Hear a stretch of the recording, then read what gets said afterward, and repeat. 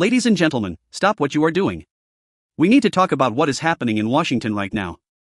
For decades, we've operated under a simple assumption: the Federal Reserve controls the money, and the politicians control the laws. They stay in their lanes.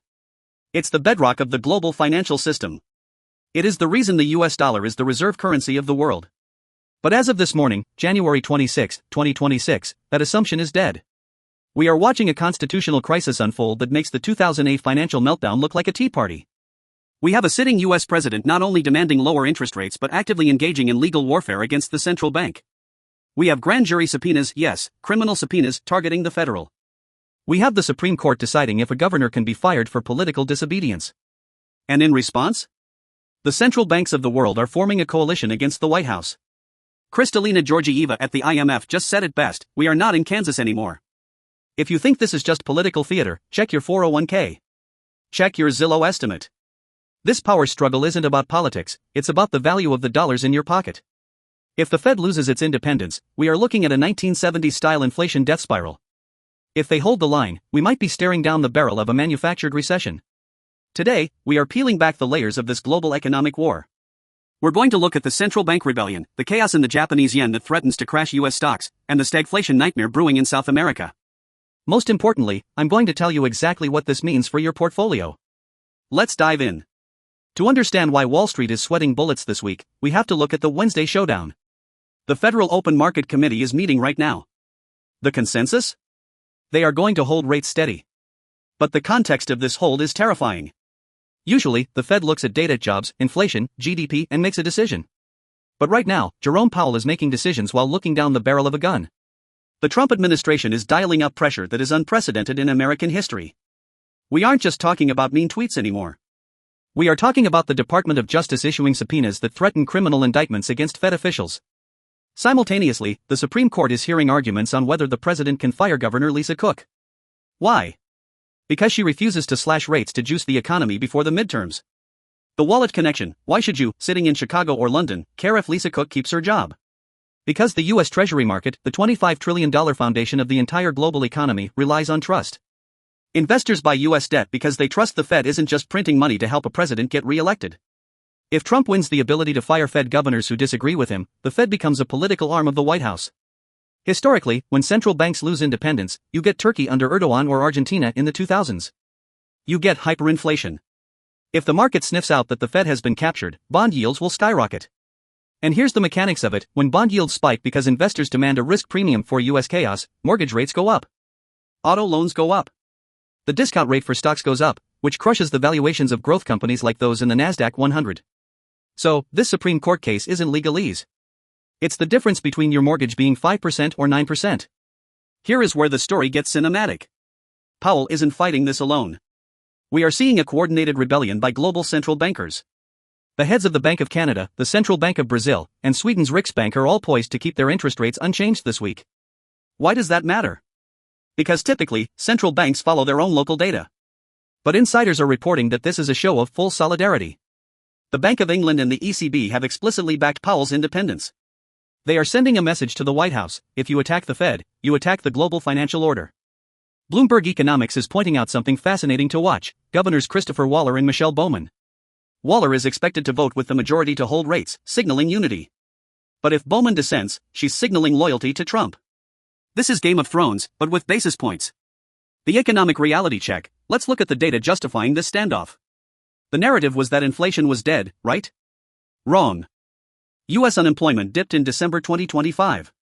That sounds good, but combined with inflation that is still sticking above the Fed's target, it creates a nightmare scenario for rate cuts.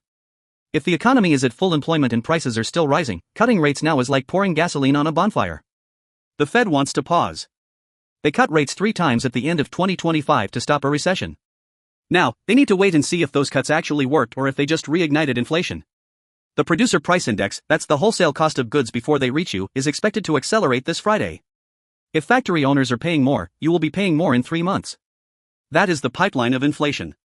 If Powell caves to Trump and cuts rates while PPI is rising, we are looking at a repeat of the 1970s. For those who didn't live through it, the Fed cut rates too early in the 70s, inflation roared back to double digits, and the stock market was dead money for a decade. Powell is trying to save your portfolio from that decade of stagnation, even if it means risking his own freedom. While Washington is distracted by subpoenas, a financial nuclear bomb is ticking in Tokyo. The Japanese yen is bleeding out. It's collapsing.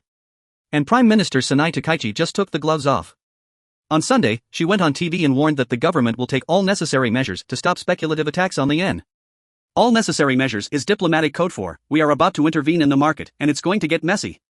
The mechanism, why does a weak yen matter to a guy in Ohio? It's called the carry trade. For years, hedge funds have borrowed money in Japan for free and used that money to buy US tech stocks and US treasuries. It's basically free leverage. But now, Japan has inflation. Real inflation. The Tokyo inflation report due this Friday is expected to show core inflation holding at 2.6%.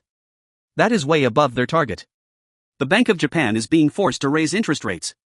Here is the domino effect. 1. Japan raises rates to stop inflation. 2. The yen gets stronger. 3. The carry trade becomes unprofitable. 4. Hedge funds have to sell their US assets to pay back their Japanese loans.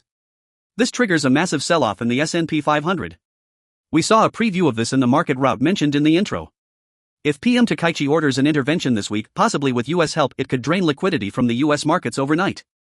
Keep your eyes on the US dollar to Japanese yen currency pair. If that thing snaps, the algorithms will sell Apple, Microsoft, and Nvidia faster than you can blink. We also need to talk about the physical world. The stuff that actually makes the economy run. The input data mentions lingering investor concern over Trump's designs on Greenland. This sounds like a joke, right? It's not. In 2026, Greenland is about rare earth minerals. It's about control over the raw materials needed for chips, EVs, and defense systems.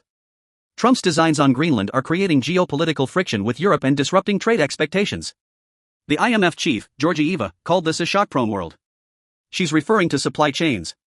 Look at the emerging markets. They are flashing red warnings about supply-side inflation. Colombia, they just hiked the minimum wage by 23%. 23%. That is going to spiral into massive inflation. Their central bank is panicking, expected to hike rates to nearly 10%. Brazil, inflation has breached the top of their tolerance range. They are stuck with 15% interest rates. The wallet connection, when Brazil and Colombia are in crisis, commodity prices become volatile. Coffee, sugar, oil, copper, these are the inputs for General Mills, Starbucks, and Ford. If the global south enters an inflationary wage price spiral, US companies cannot keep their costs down. This means their profit margins get squeezed. And when profit margins get squeezed, stock prices fall. We are seeing this in China too. Chinese industrial profits are due Tuesday. The expectation? Weak demand is squeezing margins. This is the double-edged sword. China is exporting deflation because their economy is weak, but geopolitical friction prevents us from enjoying those low prices. You get the worst of both worlds, supply chain chaos and tariffs keeping prices high. For my Canadian viewers, the situation is precarious. The Bank of Canada is expected to hold at 2.25%. Traders don't see the BOC moving for most of 2026. They are stuck. The economy is slowing. GDP data this week is expected to be weak, but they can't cut rates aggressively because of the housing market and the exchange rate with the US. But the real threat to Canada isn't interest rates, it's the USMCA review. The trade agreement between the US, Mexico, and Canada is up for review this year. With Trump in the White House, review means renegotiation with threats. The uncertainty is paralyzing Canadian business investment. November trade data is likely to show a drop in exports to the US. If the US puts up walls, the Canadian loonie crashes. If the BOC tries to save the economy by cutting rates, the loonie crashes harder. They are cornered. For Canadian investors, this suggests a defensive posture. The TSX might struggle if the resource sector takes a hit from global trade wars. So, we've got a Fed under siege, a yen ready to snap, and global supply chains fracturing. How does this play out for the rest of 2026? Let's game plan this. The bull case, the Fed holds the line this Wednesday. Powell gives a boring press conference, ignoring the subpoenas. The data softens just enough, inflation cools down without unemployment spiking. Japan intervenes in the currency market smoothly, and the carry trade unwinds slowly, not all at once. Investment implication, in this scenario, you want to be in high-quality US equities and bonds. The pause continues, and eventually, rates come down in late 2026. The bear case, this is the scenario I am worried about. Trump escalates. Maybe he tries to fire Lisa Cook immediately. The bond market panics. The 10-year Treasury yield spikes to 5.5% or 6%.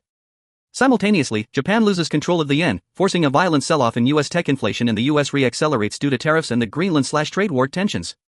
Investment implication, this is stagflation. Stocks fall, bonds fall. The only things that work are cash, gold, and perhaps energy commodities. What to watch this week? 1. Wednesday 2 p.m., the FOMC statement. Do they mention elevated uncertainty? That's code for, the president is attacking us. 2. Governor Bowman's vote, if she dissents, the politicization of the Fed is confirmed. 3. Friday Tokyo CPI, if this is hot, watch for a Sunday night intervention by the Bank of Japan.